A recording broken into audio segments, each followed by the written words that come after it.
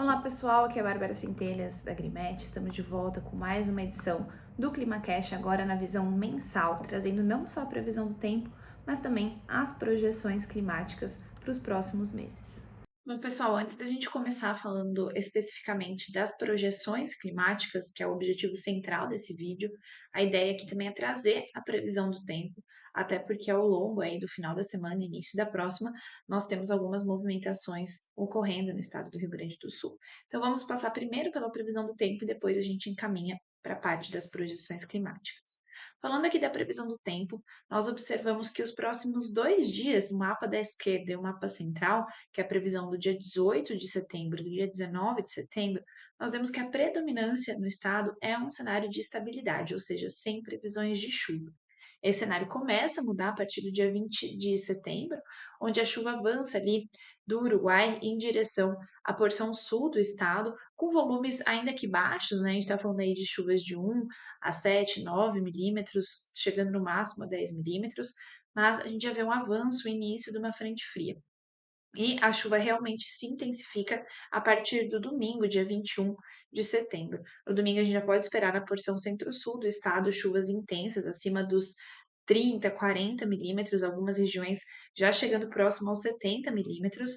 Essa chuva se intensifica em todo o estado durante o dia 22, a segunda-feira, nas regiões centrais, indicada em vermelho, até em rosa, rosa bem claro, a gente pode esperar chuvas acima de 80, 90, podendo até ultrapassar a marca dos 100 milímetros. Então, fico alerta para chuvas intensas nessa área ao longo do início da semana que vem. Eu até me estendi um pouco mais em decorrência dessa frente e previsão de chuvas fortes, né? E trouxe a previsão para o dia 23 de setembro. E aí a gente já vê que essa chuva ela avança até com mais intensidade em direção a Santa Catarina, sul do Mato Grosso do Sul, Paraná, São Paulo.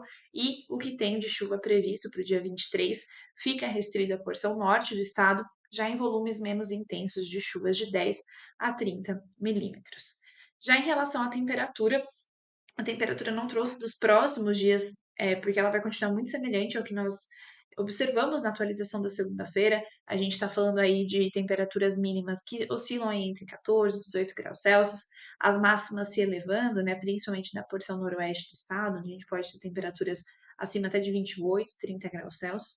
Mas o que chama atenção aqui é que junto com essa frente fria vem uma massa de ar polar acompanhada e no dia 21, esse primeiro mapa aqui da esquerda, no dia 21, a gente já vê que no horário mais quente do dia, então por volta aqui das 18 TC, a gente já tem uma onda de frio empurrando todo aquele calor que estava conseguindo chegar em algumas partes do estado do Rio Grande do Sul. Então a gente vê que o calor ele persiste em algumas regiões, mas no Rio Grande do Sul as máximas caem de forma drástica. Então a gente pode esperar aí temperaturas máximas que oscilam de 14 a 20 graus Celsius no máximo.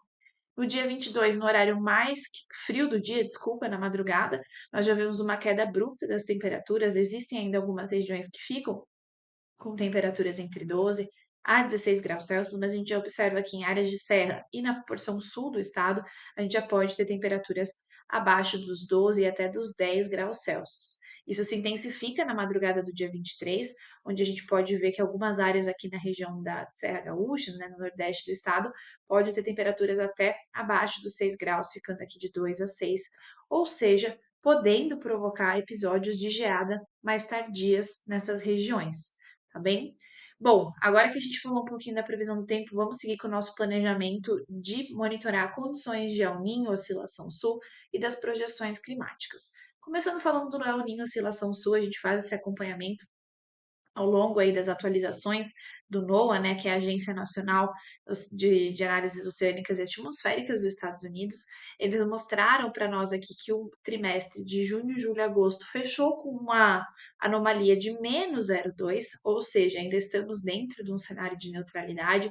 Aqui é o consolidado, né, de diversas medições diárias, mas quando a gente olha o cenário atual, né, nós já observamos que aqui na posição 3.4, que eu estou indicando com o pointer, já é uma região que tem sofrido um resfriamento mais contínuo e intensificado das temperaturas do Pacífico Equatorial. Como a gente consegue ver aqui também nesse gráfico da medição diária, né, a gente tinha ali o mês de junho, o início do mês de julho, num cenário mais estável de normalidade, e a partir da segunda quinzena do mês de julho, as temperaturas começaram a cair abruptamente. E a última medição que a gente tem, já estamos em -1 grau Celsius de anomalia.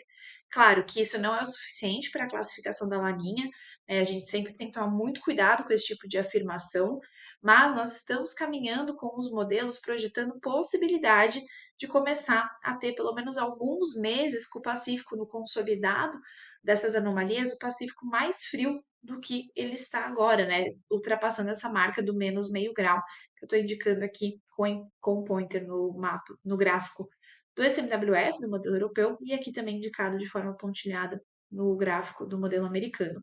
Então, os dois apontam para essa direção, de que existe a possibilidade, principalmente de outubro, novembro, dezembro e possivelmente janeiro, a gente ter condições aí de anomalias da temperatura da superfície do mar mais negativas.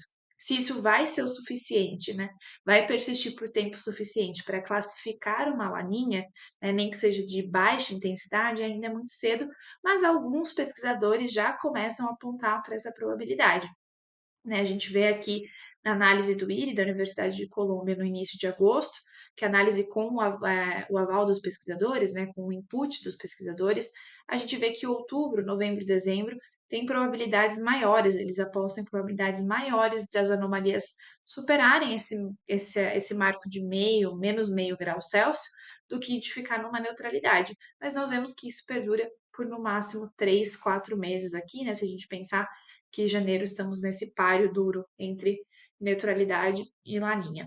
E nós precisamos de 5 trimestres móveis para que isso classifique, o fenômeno se classifique. Então, por enquanto, o cenário desse fenômeno precisamos ficar de olho, porque a laninha é um fenômeno que gera impacto significativo no Rio Grande do Sul. Temos algumas projeções de queda das temperaturas, mas por enquanto, com as informações mais recentes que nós temos, ainda não é o suficiente para caracterizar uma classificação de laninha, tá? Isso não impede que a gente tenha outras condições oceânicas e atmosféricas que possam desfavorecer a chuva no estado do Rio Grande do Sul, mas por enquanto a laninha não vai ser um desses fenômenos principais atuando no estado. E quando nós falamos da projeção climática, né, como eu falei, a gente pode ter aí algumas expectativas, como nós vamos ver, de chuvas abaixo do normal para o próximo trimestre, mas não necessariamente isso está sendo influenciado por essa possível laninha, tá bom?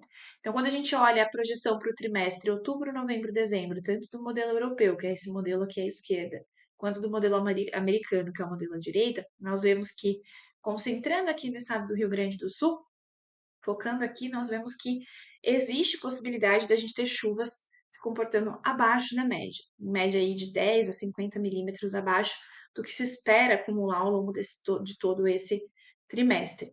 Claro, gente, que aqui a gente sabe que é um trimestre que as chuvas oscilam aí de 200 a 600 milímetros em algumas regiões. Então, uma queda leve, né, de anomalias da temperatura não quer dizer que não vai chover, mas que pode ter algum momento aí que a chuva cesse, né, e possa causar ou benefícios, né, a depender da época das ações que vão estar sendo implementadas no campo, ou pode ser prejudicial também, a depender se essa condição pegar algum momento mais crítico das culturas que estão em campo, tá?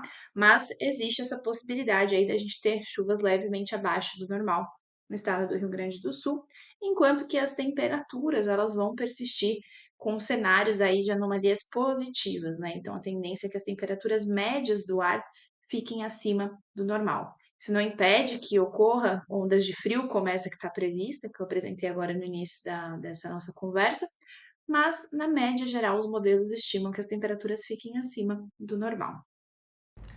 E era isso que eu tinha para apresentar para vocês.